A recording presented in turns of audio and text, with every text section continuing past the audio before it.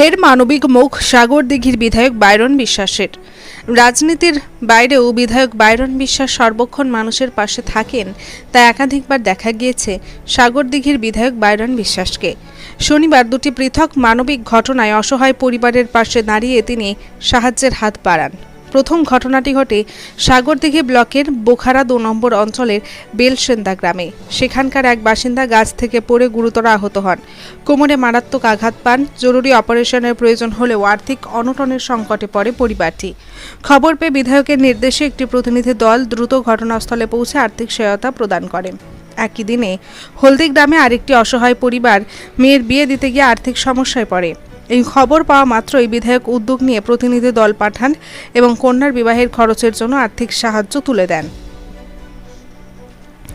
বিধায়কের এই মানবিক উদ্যোগে কৃতজ্ঞতা জানিয়েছেন সাগরদিঘিবাসী। স্থানীয়রা বলেন, বাইরন বিশ্বাস কেবল একজন রাজনীতিবিদ নন, তিনি মানুষের পাশে দাঁড়ানো এক নির্ভরতার নাম। তার মতো সহানুভূতিশীল জনপ্রতিনিধি আজ বিরল।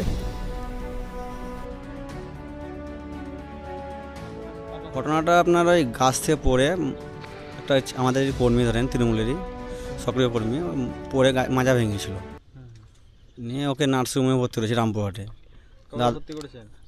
এক সপ্তাহ হলো। কি অসুবিধা হচ্ছে এখন? মাজাটা ভেঙে অপারেশন করবে তার। আর্থিক সহযোগিতার জন্য হ্যাঁ, দাদাকে বলেছিলাম আর্থিক সহযোগিতার জন্য, দাদা পাঠিয়েছে। আজকে কারা এসেছেন? আমাদের এমএলএ সাহেবের প্রতিনিধি সব এসেছে। হ্যাঁ, আর্থিক সহযোগিতা করবেন? হ্যাঁ, আর্থিক সহযোগিতা করবো। এই গ্রামটার নাম বেলসান্ডা। আচ্ছা, পরিবার কার হাতে তুলে দিল? ওর স্ত্রীর হাতে। কয় ছেলে কয় মেয়ে? তিনটাই ছেলে, ছোট ছোট। আপনার নাম? আমার নাম তহিদুর রহমান।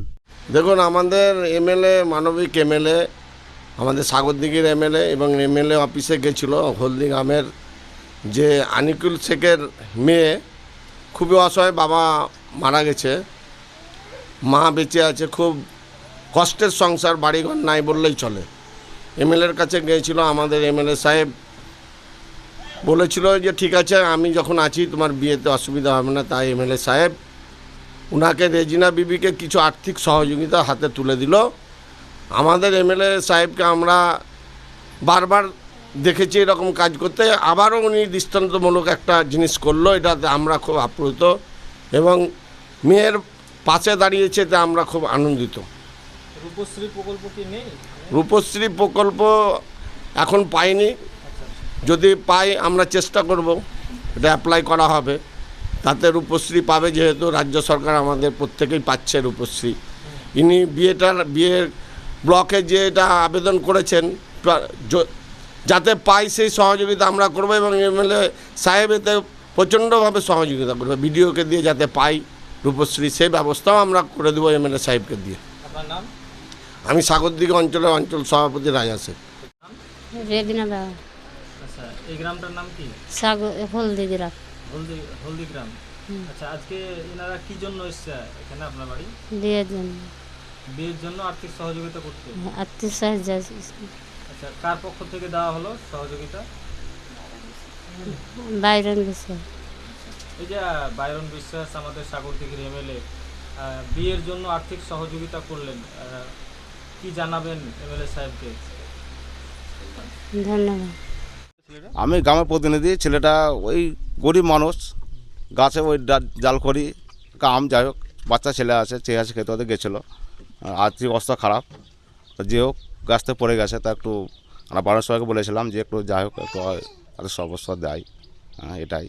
আজকে এসছে কারা? আজকে এসছে আমার এমএলএ সাহেবের প্রতিনিধি যারা আছে তারাই এসছে আজকে।